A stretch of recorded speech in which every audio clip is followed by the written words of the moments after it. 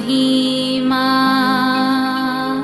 यीशु प्रभु जी गाते आते हैं तुझ पास जीवन जल के प्यास एक ही तू है आस जग निर्माता मुक्तिदाता जीवन जल देखा जीवन जल देखा जीवन जल देखा। जीवन जल कार्यक्रम देखने वाले सभी दर्शकों को प्रभु यीशु मसीह के मधुर नाम में नमस्कार। Living waters gospel broadcast Mumbai में एक रेडियो सेवा है। इसे हेरोल्ड मैग्रेगर 1953 में जब ये न्यूजीलैंड से आए आरंभ किए थे, जो आज तक परमेश्वर की दया से अच्छी तरह से चल रही है। इसके लिए परमेश्वर की स्तुति हो। इसके अलावा 2013 से टीवी प्रोग्राम भी चालू है, उसके लिए परमेश्वर की स्तुति हो। मुझे उम्मीद है कि आप ये प्रोग्राम्स देख रहे हैं और परमेश्वर का आशीष पा रहे हैं और आपके जीवन में भी परमेश्वर का महान योजना पा रहे हैं। हमारे कार्यक्रम का ये मुख्य उद्देश्य जो परमेश्वर का वचन बाइबल में जो लिखा है उसको समझाने के लिए है। परमेश्वर का वचन कहता है, आप सत्य को जानो और सत्य आपको स्वतंत्र करेगा। प्रभु यीशु मसीह वो सत्य है, जिसने उसे जाना है वो स्वतंत्रता पाए हैं। हम वही उसका ही गवाही है और हमारे जैसे कई लोग यीशु मसीह को पहचाने और स्वतंत्र हो गए हैं। क्या आपने प्रभु यीशु मसीह को आपका उद्धारकर्ता जाना है? जो आप जीवन जल प्रोग्राम निरंतर देखते रहे और आशीष पाते रहे। परमेश्वर आपको आशीष दे। धन्यवाद। जीवन जल कार्यक्रम देखने वाले सभी दर्शकों को जगत के उद्धारकर्ता प्रभु यीशु मसीह के नाम में नमस्कार।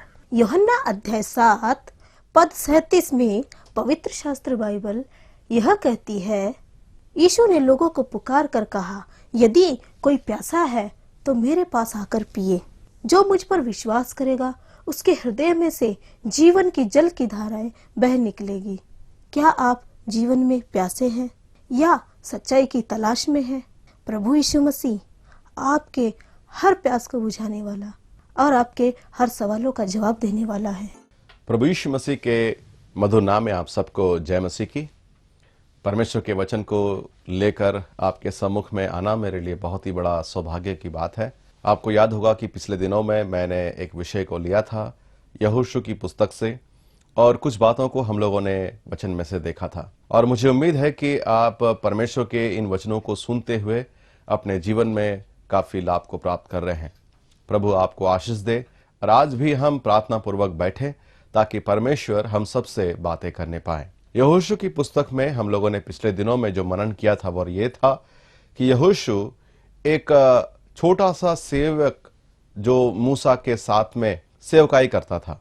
उसका पृष्ठभूमि यदि हम देखें तो बहुत ही नम्र और बहुत ही दीन अवस्था में था, परंतु उसकी विश्वास योग्यता के कारण परमेश्वर ने उसे एक ऐसा स्थान दिया, ऐसी बड़ी जिम्मेदारी दी कि वाकई में वो एक बहुत बड़ा एक उसके लिए गौरव की बात थी, एक आदर का बात था। प्यारे मित्रों, मैं आपको ये बताना चाह रहा था कि यदि हम परमेश्वर के बातों में, परमेश्वर के दी गई जिम्मेदारी में यदि हम विश्वास योग्य है तो परमेश्वर हमें और भी बड़ा कार्य को सौंपता है। वो हमारे जीवन से ही चाहता है कि हम विश्वास योग्य बने। यदि तू छोटे में विश्वास योग्य है तो मैं तुझे बड़े जिम्मेदारी से मैं तुझे नवाजूंगा। ये परमेश्वर का वादा है। आज मैं आपका ध्यान विशेष करके यहोशू की पुस्तक उसके 2 अध्याय में लेकर के आना चाहता हूं। सारे इजरायली परमेश्वर के वचन के अनुसार और यहोशू के अगुवाई में यरीहो नगर के सामने में खड़े हैं। अब उनका लक्ष्य है कि वो कनान देश में प्रवेश करे और सबसे पहले यरीहो नगर के ऊपर अपना कब्जा करने पाए। यरीहो नगर को कब्जा करना उनके लिए एक सबसे बड़ा लक्ष्य था, क्योंकि उसके बिना वो अंदर प्रवेश भी नहीं कर सकते। अब यरीहो नगर में घुसने से पहले यहोशू चाहता था कि उसके बारे में कुछ और जानकारी उनको हासिल हो जाए, तो उसने कुछ जासूसों को भेजा ताकि वो उस नगर के बारे में, वहां के लोगों के बारे में, वहां के सुरक्षा के बारे में सारी जानकारी को वो प्राप्त करने पाए। ये हर एक बुद्धिमान लोगों का एक बहुत बड़ा जो कार्य होता है कि दूसरे देश के ऊपर में हावी होना चाहे या उसको अपने कब्जे में लेना चाहे, तो उसकी सामर्थ्य के बारे में या उसकी कमजोरी के बारे में, दोनों विषय को, दोनों क्षेत्रों के बारे में अच्छी तरह से जानकारी को हासिल करते हैं, ताकि वो जब उनके साथ युद्ध करे तो उस हिसाब से या उस तरीके से अपनी रणनीति को बनाने सके, ताकि उस देश के ऊपर में वो आसानी से कब्जा करने पाए। तो यहोशू ने अपने कुछ जासूसों को जब भेजा, जासूस उस नगर में प्रवेश करने के पश्चात आगे क्या होता है, हम परमेश्वर के वचन से हम पढ़ेंगे। यहोशू की पुस्तक उसका 2 अध्याय और उसका 1 पद को मैं पढ़ रहा हूं। तब नून के पुत्र यहोशू ने 2 भेदियों को सित्तिम से चुपके से भेज दिया और उनसे कहा, जाकर उस देश और यरीहो को देखो। तुरंत वे चल दिए और राहाब नाम किसी वेश्या के घर में जाकर सो गए। परमेश्वर इस पढ़े जाने वचन पर अपनी आशीष को उंडेले। प्यारे मित्रों, यहोशू ने जब इन 2 भेदियों को, जो 2 जासूसों को उस यरीहो नगर में भेजा, ये दोनों जासूस उस नगर में जाने के पश्चात वचन में हम ऐसा पढ़ते हैं कि वो राहाब नाम एक स्त्री, जो अपने व्यापार में या कहा जाए अपने उस जीवन के बारे में लिखा गया है कि वो एक वेश्या थी, उनके घर वो पहुंच गए।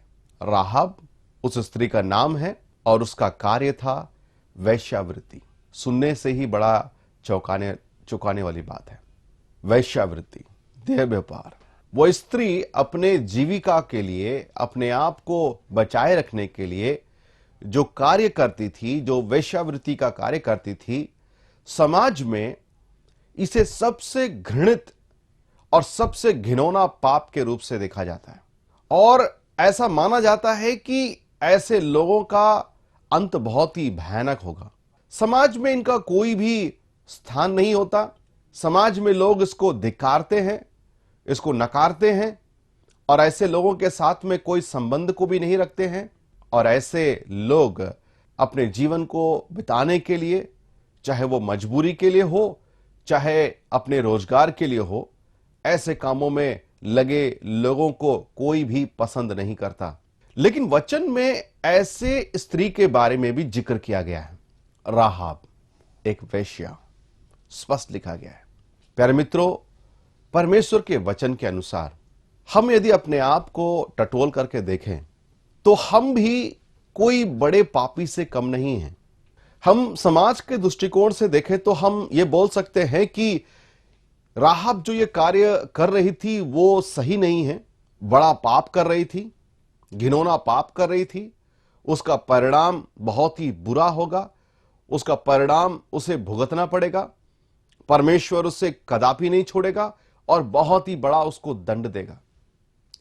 लेकिन यदि आप परमेश्वर के वचन के अनुसार देखें तो हम पाते हैं कि परमेश्वर का वचन हर एक इंसान को पापी ठहराता है और कोई भी बड़ा पाप या छोटा पाप ऐसा कुछ भी नहीं है। परमेश्वर के वचन के अनुसार हम पढ़ते हैं कि सबने पाप किया और परमेश्वर की महिमा से रहित हो गए।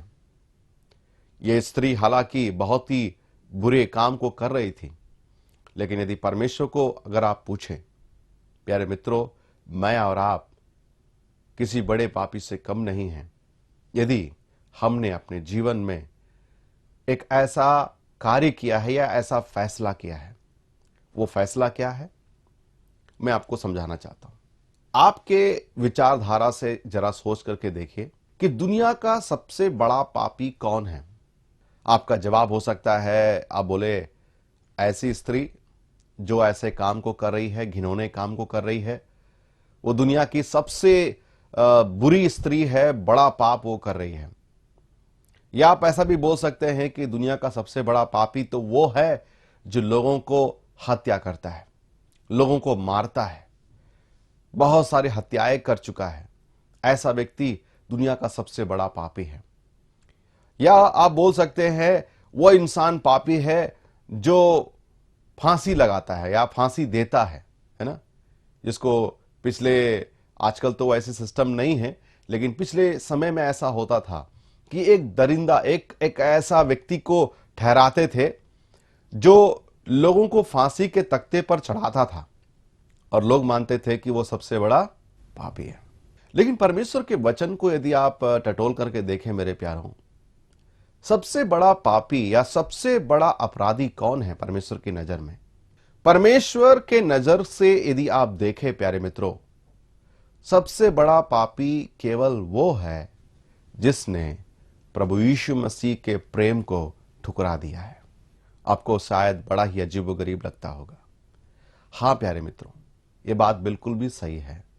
शायद हम अपने दृष्टिकोण से हम इन बातों को देखें तो हमें लगे कि ये बड़ा पापी है, वो बड़ा पापी है, मैं तो छोटा मोटा पाप किया हूं, मैं बच सकता हूं, मेरी उम्मीद है। लेकिन ऐसे लोगों की कोई उम्मीद नहीं है जिनका पाप बहुत ही ज्यादा है, जिनका पाप बहुत ही बड़ा है। लेकिन परमेश्वर के नजरिए से यदि हम देखें और परमेश्वर के वचन से हम देखें तो हम वचन में पढ़ते हैं कि हर एक इंसान ने पाप किया और परमेश्वर हर एक को एक ही कैटेगरी में, एक ही स्तर से नापता है। हर एक इंसान को जो पाप किया है, परमेश्वर के वचन के अनुसार उसका जो दंड है वो अनंत काल का अग्निकुंड है। अनंत काल का अग्निकुंड, अनंत काल का नरक हमें जिससे कहते हैं। लेकिन परमेश्वर नहीं चाहता है कि कोई भी इंसान नाश हो जाए। परमेश्वर ने इसके लिए उपाय किया। परमेश्वर ने अपने इकलौते पुत्र प्रभु यीशु मसीह को इस धरती पर भेजा। प्रभु यीशु मसीह मेरे और आपके लिए इस धरती में आया। वो परमेश्वर के प्रेम का एक प्रतीक है कि परमेश्वर ने हमसे इतना प्रेम किया कि हमें बचाने के लिए वो एक इंसान के रूप में इस संसार में जन्म लिया। 33.5 साल तक इस संसार में उन्होंने जीवन को बिताया और अंत में उन्होंने हमारे पापों को, हमारे दंड को अपने ऊपर लेकर के कलवरी के क्रूस के उस मृत्यु को सह लिया। जब आप यीशु मसीह को क्रूस के ऊपर में मरे हुए आप देखें, उसकी तस्वीरों को आप देखें, तो एक बात आप यकीन करें कि वो मृत्यु आपके लिए था। आपको वो दंड मिलना था, वो सजा आपके लिए था। आपने पाप किया, परंतु प्रभु यीशु मसीह ने अपने ऊपर उठा लिया। यीशु मसीह आपके पापों के लिए मर गया। कोई दुनिया में ऐसा नहीं है प्यारे मित्रों जो आपको ऐसा प्रेम करे कि आपके लिए अपना जान दे दे। लोग वादे करते हैं, मैं तुम्हारे लिए जान दे दूंगा, कभी होता नहीं है। वादे वादे ही ठहर जाते हैं। जान देने की तो बात छोड़िए, छोटे छोटे बातों में लोग मुकर जाते हैं। लेकिन परमेश्वर वैसा नहीं है प्यारे मित्रों। दुनिया में कोई ऐसा नहीं हुआ, दुनिया में कोई ऐसा व्यक्ति नहीं था जो पूरे संसार के लिए, पापियों के लिए, अपराधियों के लिए अपने आप को उस भयानक दंड को सह लेने पाए। प्रभु यीशु मसीह हमारे पापों के लिए, हमारे अपराधों के लिए क्रूस पर लटकाया गया। वो निर्दोष था, वो निष्पाप था और हमारे दंड के कारण ही, हमारे पापों के कारण ही उसे वो मृत्यु को सहना पड़ा। यीशु मसीह के क्रूस का मृत्यु हम सब के लिए एक छुटकारे का कार्य है। मैं आपका ध्यान परमेश्वर के वचन यूहन्ना रचित सुसमाचार में लेकर के आना चाहता हूं। यूहन्ना उसका 3 अध्याय उसके 16 पद में लिखा है, परमेश्वर ने जगत से ऐसा प्रेम किया कि उसने अपना इकलौता पुत्र दे दिया, ताकि जो कोई उस पर विश्वास करे नाश ना हो परंतु अनंत जीवन पाए। परमेश्वर का प्रेम हमारे सम्मुख में यूं प्रकट हुआ कि यीशु मसीह कलवरी के क्रूस के मृत्यु को सहते हुए, उस दंड को सहते हुए, वो दर्दनाक मृत्यु को अपने ऊपर उठा लिया और हमारे लिए मर गया। उसे गाड़ दिया गया, परंतु वो तीसरे दिन मृतकों में से जी उठा। दुनिया में तो ऐसे बहुत सारे लोग आए प्यारे मित्रों, जो बड़े बड़े भाषण दिए, बड़े बड़े बातें बोले, मर गए, खत्म हो गए, अब कुछ नहीं बचा, कुछ नहीं बचा। लोग केवल याद करते हैं उनके जमाने की बातों को, लेकिन आज भी उनकी कब्रें वैसे ही हैं। लेकिन प्रभु यीशु मसीह के बारे में यूं बताया गया है, वो हमारे लिए मरा, गाड़ा गया, परंतु तीसरे दिन मृतकों में से जी उठा, आज जिंदा है। यीशु मसीह मरा हुआ परमेश्वर नहीं है, वो जीवित है और आज भी इसका प्रमाण है।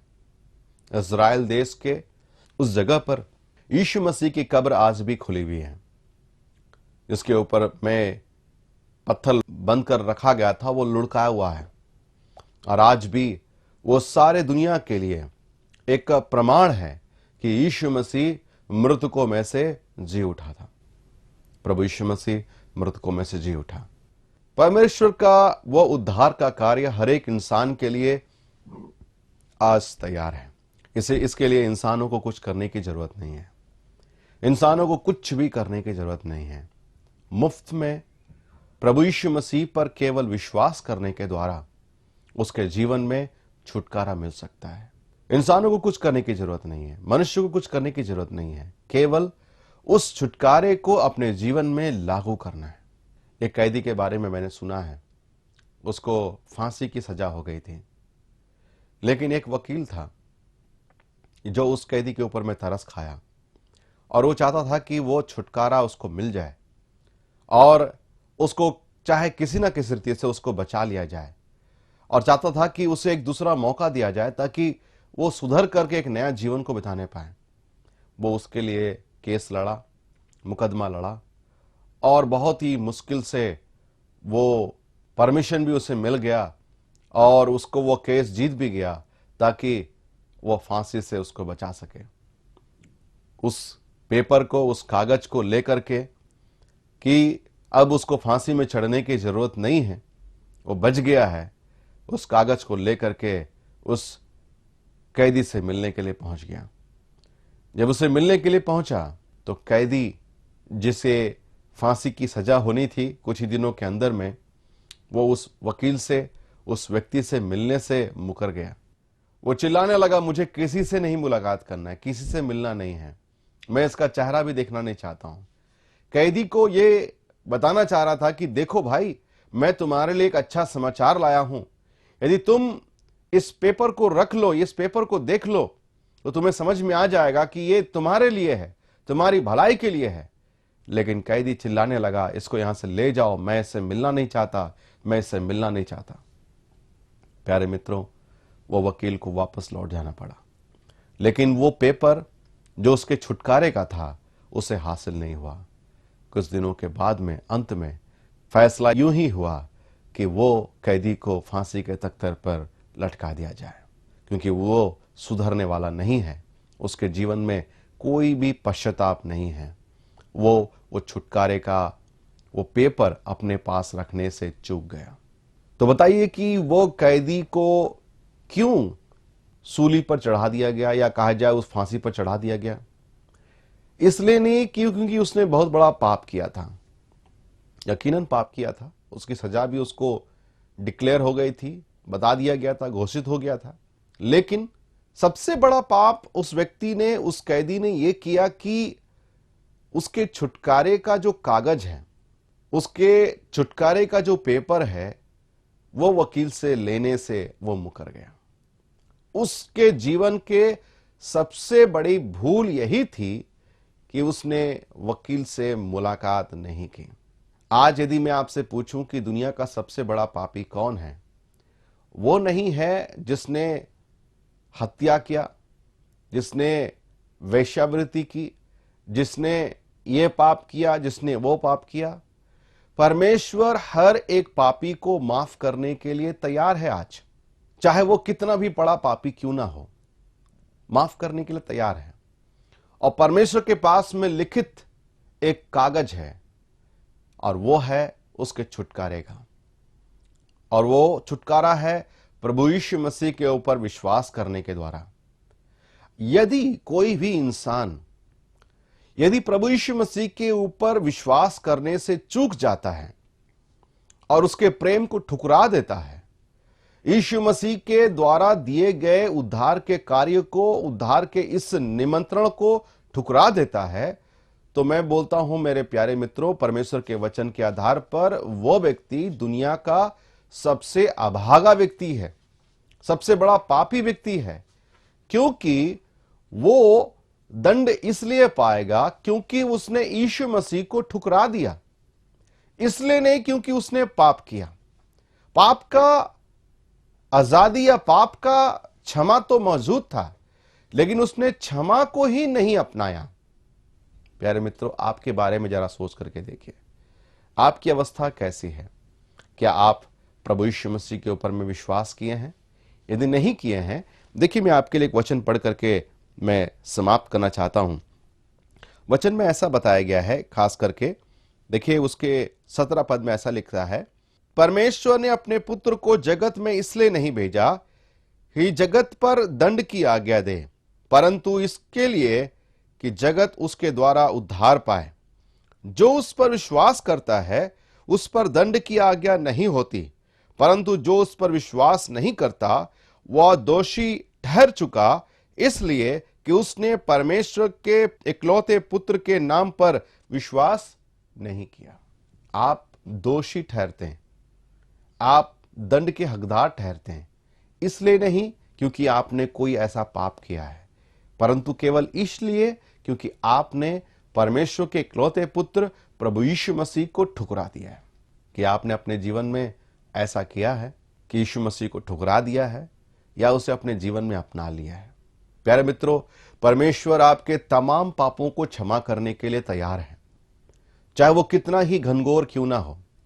यह राहाब वेश्या की हालत को देखिए, उसके बारे में परमेश्वर के वचन में हम पढ़ते हैं, बुरी स्त्री थी, लेकिन उससे भी बुरे बुरे लोगों को परमेश्वर माफ करने के लिए तैयार है, क्षमा करने के लिए तैयार है। और तमाम लोगों को परमेश्वर एक ही स्तर पर देखता है और सबके लिए एक ही रास्ता परमेश्वर ने बनाया है, यीशु मसीह। यीशु मसीह पर विश्वास करने वाले को परमेश्वर माफ कर देता है और यह भी नहीं पूछता कि तेरा पिछला पाप क्या था, तेरे जीवन की हालात क्या थी। परमेश्वर के सम्मुख में कोई छोटा पापी बड़ा पापी नहीं है, हर एक को परमेश्वर क्षमा करने के लिए तैयार है। केवल आप दोषी इसलिए ठहरते हैं, आप पापी इसलिए ठहरते हैं कि आपने यीशु मसीह के द्वारा दिए गए इस उद्धार को नहीं अपनाया, क्षमा को आपने नहीं अपनाया। आपके जीवन में और कोई आशा नहीं बचेगी। यदि आपने ऐसा नहीं किया है प्यारे मित्रों, आज ही मैं चाहता हूं आप ऐसा कर लें। अपने जीवन को यीशु मसीह के चरणों में ले आए, अपने मन ही मन प्रार्थना करें, हे प्रभु मैं पापी हूं, मैंने आज जान लिया है कि तू मेरे लिए मेरे पापों को लेकर के क्रूस के ऊपर मर गया, मेरे पापों को तू क्षमा कर, मुझे अपना संतान बना ले। परमेश्वर के सम्मुख में यदि सच्चे मन से आप यूं प्रार्थना करते हैं प्यारे मित्रों, परमेश्वर आपके पापों को क्षमा करने के लिए और आपको अपना संतान बनाने के लिए तैयार है। यदि आप अधिक जानकारी चाहते हैं, हम आपकी मदद करना चाहते हैं, कृपया करके हमसे संपर्क करें। हम आपको इसमें अगुवाई करने के लिए, आपको मार्गदर्शन करने के लिए हमेशा तत्पर तैयार हैं। प्रभु आप सबको आशीष दे। बहुत बहुत धन्यवाद। जय मसीह की। क्या परमेश्वर ने आज इन वचनों के द्वारा आपसे बातें किया है, या आप इस विषय में अधिक जानकारी प्राप्त करना चाहते हैं या प्रार्थना के विषय को बांटना चाहते हैं, तो निसंदेह हमसे संपर्क करें। हमारा पता है living waters gospel broadcast, Nav Bhavana 422 SVS road, post box number 19161, Prabha Devi 400025। प्रार्थना एवं मुफ्त बाइबल कोरस्पॉन्डिंग कोर्स के लिए हमें संपर्क करें या अपना नाम और पता SMS कर सकते हैं। हमारा मोबाइल नंबर है 0989258074। हमारा ईमेल ID है gospelbroadcast@yahoo.com। वेबसाइट एड्रेस www.lwgb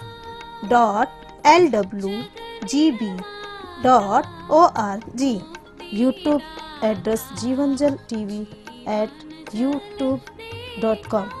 हर सोमवार शाम 6:30 बजे, हर बुधवार शाम 6:30 बजे और हर शनिवार रात 9 बजे इसी चैनल पर आप देख सकते हैं। नमस्कार।